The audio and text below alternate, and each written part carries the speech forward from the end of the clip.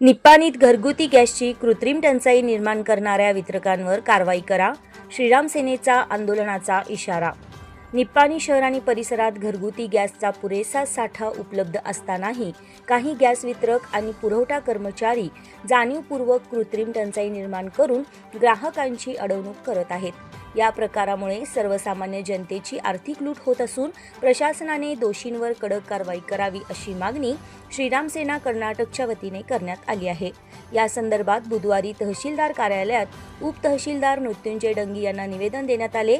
निवेदनात म्हटले आहे की सध्या देशात गॅसचा कोणताही तुटवडा नसताना निप्पाणी भागात मात्र सिलेंडरसाठी ग्राहकांना ताटकळत ठेवले जात आहे. गॅस एजन्सीचे चालक आणि कर्मचारी संगनमताने टंचाईचे खोटे कारण पुढे करत आहेत.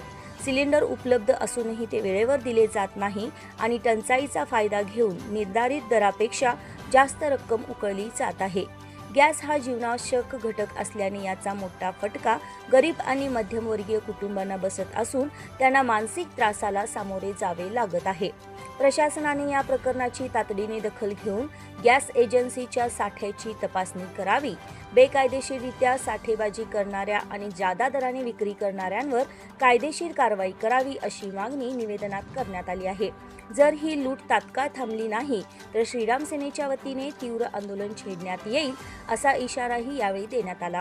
याप्रसंगी श्रीराम सेनेचे अमोल छेडके, बबन निर्मळे, विनोद पंडित, लोकेश चौगले, अशोक नाईक, संदीप जाधव, दिलीप कांबळे, वैभव भाट, विशाल जाधव, आकाश मंडलाडे, अक्षय वाघेला, अथर्व खतकर, प्रशांत घोडके, केशव चेंडिके, निनगोंडा पाटील, समर्थ पाचंगे, महेश मठपती यांच्यासह अन्य पदाधिकारी व कार्यकर्ते उपस्थित होते. ವಿನಂತಿಸಿಕೊಳ್ತಾ ಇದ್ದೇವೆ.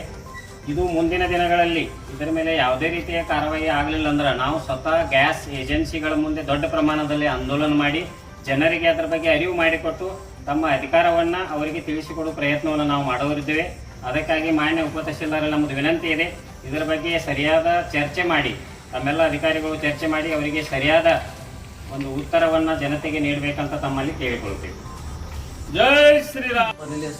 गॅस टाकी विकत आहे, मग त्या ठिकाणी गोरगरिबांचं व शेतकऱ्यांचे खूप हाल होत आहे. तर मी तुम्हाला अशी विनंती करतो की तुम्ही स्वतः प्रत्यक्ष जाऊन खरंच गॅस पुरवठा होत आहे की नाही, की खरं तुटवत असेल आणि तुटवठा जर होत असेल तर गॅस एजन्सीवाल्यांनी निप्पाणीला सावध करावं असं मी त्याला विनंती करतो.